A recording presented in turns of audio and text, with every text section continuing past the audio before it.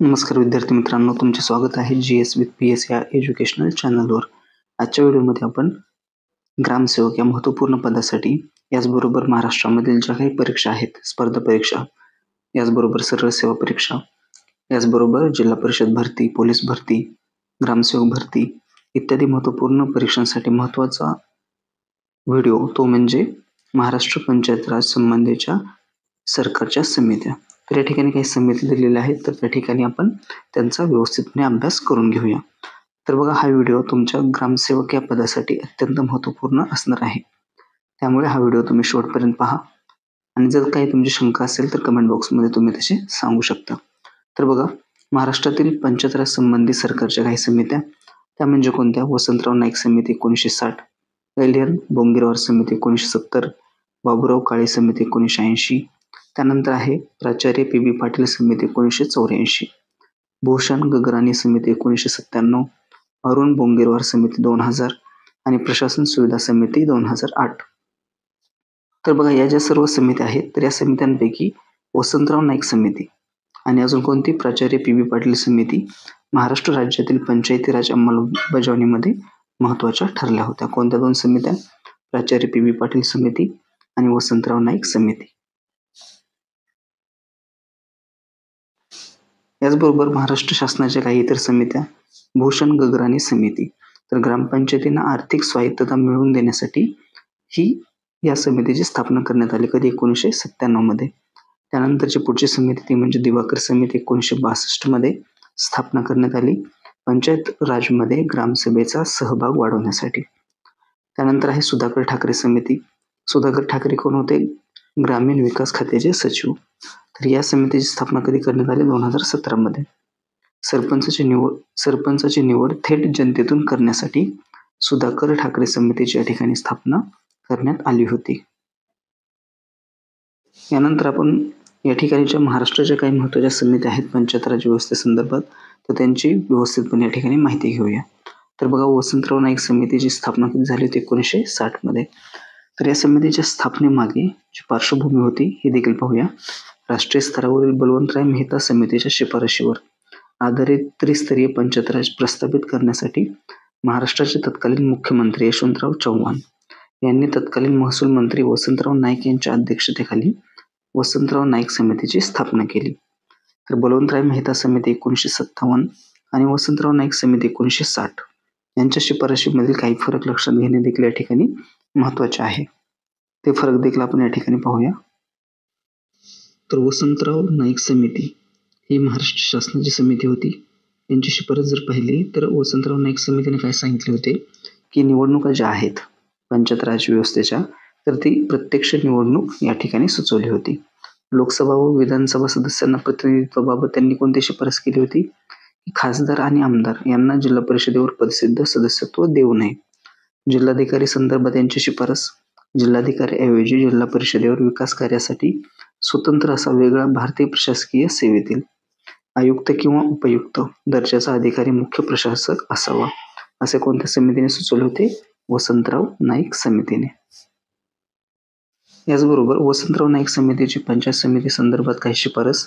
वसंतराव नाईक समितीने पंचायत समिती ही केवळ सल्लागार समिती म्हणून कार्यरत न राहता जिल्हा परिषदेने पुरस्कृत केलेले विकास कार्यक्रम व योजना यांचे पर्यवेक्षण तसेच अंमलबजावणी करणारी संस्था असावी, अशी शिफारस या ठिकाणी केली होती. तर या ठिकाणी आपण पाहिले वसंतराव नाईक समितीची शिफारस. तर त्याच्याच बद्दल आपण या ठिकाणी बलवंतराय मेहता समिती 1957ची, तर यांच्यात देखील काही शिफारशी पाहूया. तर ही केंद्र सरकारची समिती होती. यांच्या मते म्हणजे यांची शिफारस होती बलवंतराय मेहता समितीची की निवडणुका ज्या आहेत त्या अप्रत्यक्ष निवडणूक या ठिकाणी त्यांनी सुचवली होती. तर बघा, बलवंतराय मेहता समिती जी केंद्र सरकारची समिती आहे, तर त्यांनी निवडणुका कशा असाव्या सांगितले, तर अप्रत्यक्ष निवडणूक यांनी सुचवली होती आणि वसंतराव नाईक समितीने प्रत्यक्ष निवडणूक या ठिकाणी सुचवली होती.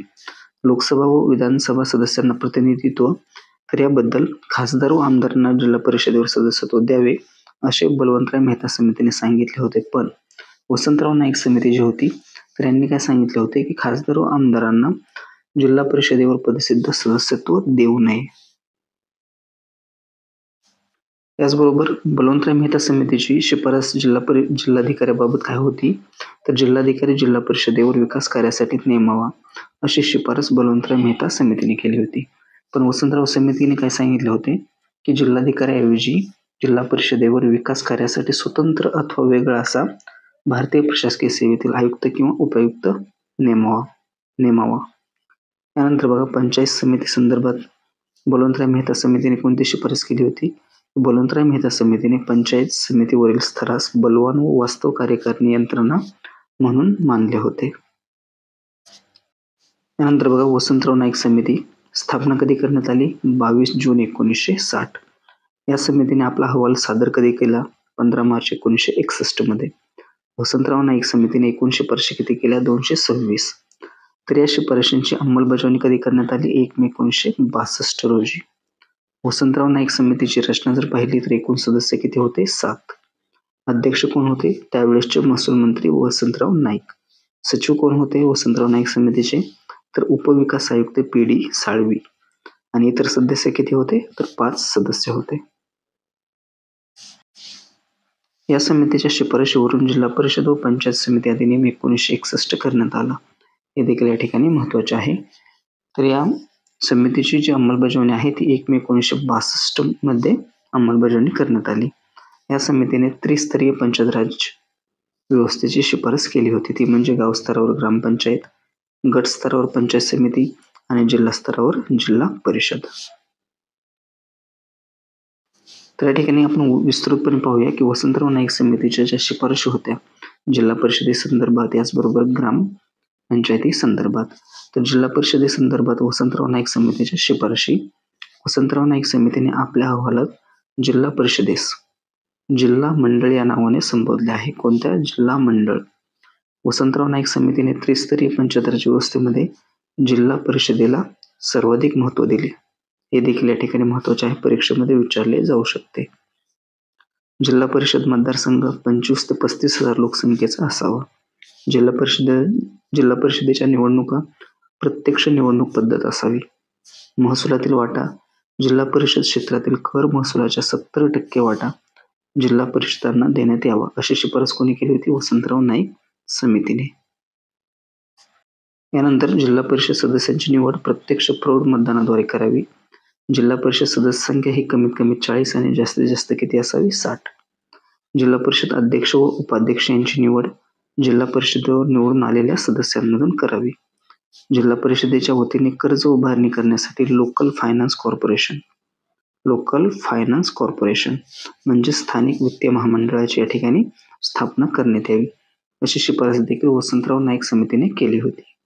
यानंतर बघा आमदार आणि खासदार यांना जिल्हा परिषदेवर प्रतिनिधित्व असू नये. अनुसूचित जाती व जमाती याचबरोबर महिला या प्रवर्गातून एकही सदस्य निर्वाचित न झाल्यास प्रत्येक प्रवर्गातून एक सदस्य स्वीकृत करावा.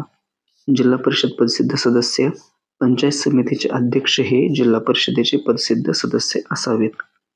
सहकारी संस्थांकडून त्यांचे 5 अध्यक्ष पदसिद्ध सहयोगी सदस्य म्हणून जिल्हा परिषदेवर घेण्यात यावेत अशी शिफारस देखील वसंतराव नाईक समितीने केली होती. यानंतर बघा ग्रामपंचायतीच्या संदर्भात वसंतराव नाईक समितीच्या काही शिफारशी. ग्रामपंचायत क्षेत्रासाठी लोकसंख्येचा निकष किती ठरवण्यात आला होता? 1000 लोकसंख्येपेक्षा कमी वस्तीचे गाव नसावे, म्हणजेच एखादी वस्ती नसावी 1000 लोकसंख्येपेक्षा कमी की ज्या ठिकाणी ग्रामपंचायत स्थापन करता येईल.